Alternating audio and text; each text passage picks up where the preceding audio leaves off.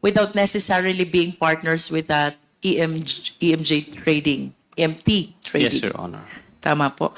In your affidavit, you made mention about this green lane, yellow lane, and red lane. I believe that in the previous hearings, Mr. Guban already testified on this. And I wish to hear if you have the same concept and information that you will share pertaining to these 3 lanes: green lane, yellow lane, and red lane. Hindi ko po narinig yung sinabi niya.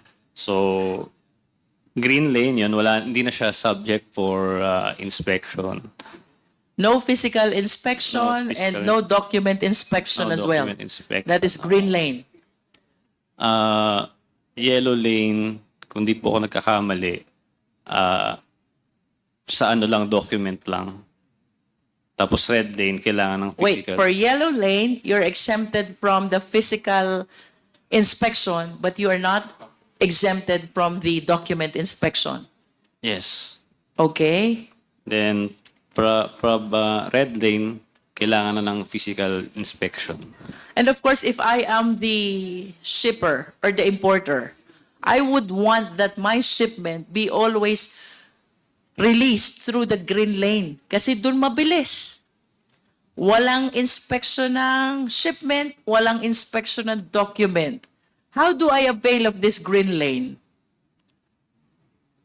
Ako po talaga, hindi ko yung paano talaga makapunta dito sa green lane. Pero, nung time ko kasi, yun nga, nagbigay kami ng tama ba? Are you saying, Mark, that you never experienced using this green lane? Halos lahat po nung shipments ko, green lane po. And that is because you submitted to the TARA system. Yes. Tama po ba? Opo. So, ibig sabihin for a time being, lahat ng mga pinaparelease mong shipment, walang physical inspection, walang document inspection, what is the consideration involved? Yun po, may TARA system po sa BOC. And how does TARA system work?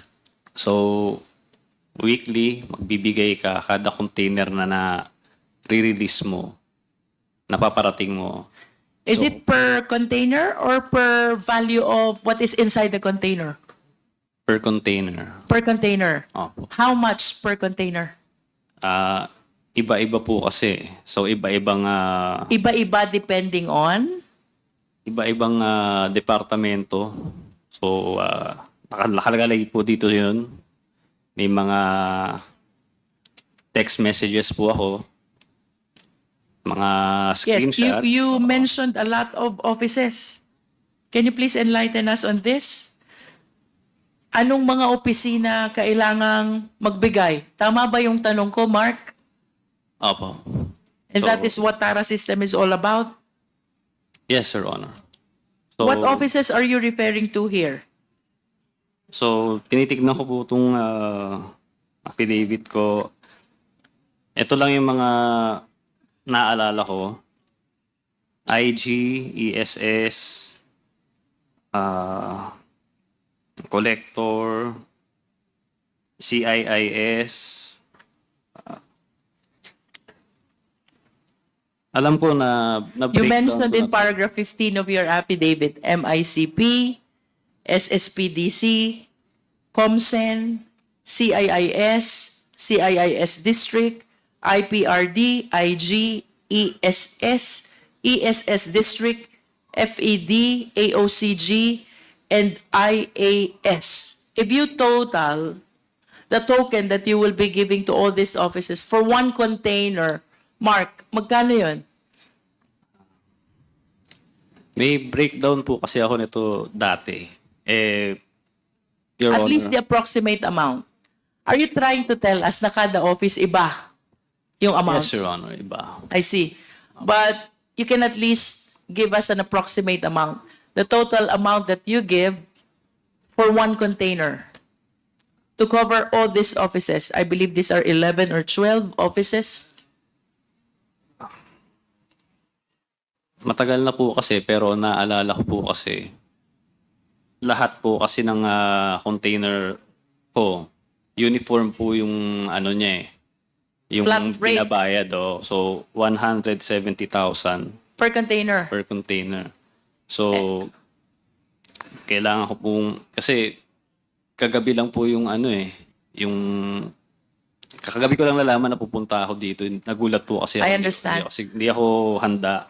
Can you give us an approximate number of containers na napaparating mo in a month? Sa isang linggo, maabot ako ng 100 eh, Wow. na container. That's 1 week only? Opo.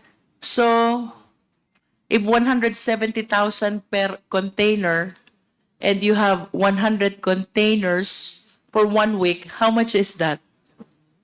17 million? Mga ganun po. Hindi ko po pera yun. Hindi ko po pera yun. Kumbaga, Yeah, I know. nagpa-process lang naman ako eh. But that's how huge Opo, ganun po yung pumapasok na the pera. amount that Tara system generate. Opo. Only for you to be able to avail of this green lane. Tama po ba? Opo. And I wish to emphasize that here you are, you're just one person facilitating the release. Yes, Sir Honor. Eh, mga ilan ho ba yung nagfa-facilitate ng release? Marami po kami. In a day, can you give us an approximate number? Ilan po yung nagfa-facilitate ng release? Alam ko po, nagbigay rin si Senator Lacson ng kanyang sariling flowchart.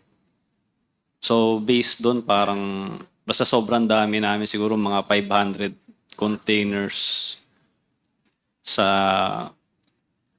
mga ganun niya. Ang nakikita ko, sa base sa kanyang, nilabas na report sa isang linggo. Parang, And of course, Mr. Taguba, you will agree with me if I would say that the Philippine government is losing a lot of money because of this green lane, because it deprives the government the opportunity to assess correctly the shipment or importation. yes, Your Honor. Tama? Yes. Mr. Chair, I know that I have manifested this concern before during our, I believe, hearing on Dangerous Drugs Committee. But I wish to reiterate, Mr. Chair, that I believe it is high time we revisit the charter of the Bureau of Custom. Should I make a motion, Mr. Chair? At the moment, I was informed that I think the Quintacom is looking into proposing some amendments into the charter of the Bureau of Customs. And if there are any observations or any information that we can share with the Quintacom, I guess the Quadcom will do that, Your Honor. Thank you, Mr. Chair. Mr. Taguba, you also mentioned in your affidavit that for quite some time, wala kang nare-receive na alert on your shipment. Tama? Yes, Your Honor. And I suppose that that is because of the TARA system to which you submitted yourself. Yes, Your Honor. However, after some time, biglang nakaka-receive ka na ng alert. Yes, Your Honor. In other words, nagkakaproblema yung release ng mga shipment mo. Yes, Your Honor. What did you do? Minsan, ang ginagawa lang nila yan para, kasi pagka may alert, pupunta ka sa kanila, aaregluhin mo. So parang form lang ng additional na bayad sa kanila. Additional SOP? Oo, Tama para ba lang yun? ma-release yung container. Parang lambing siguro, parang ganun yung lumalabas. Ang mahal alert naman ka. nila lumambing. Oo. They will annotate something on your document to Opo. make sure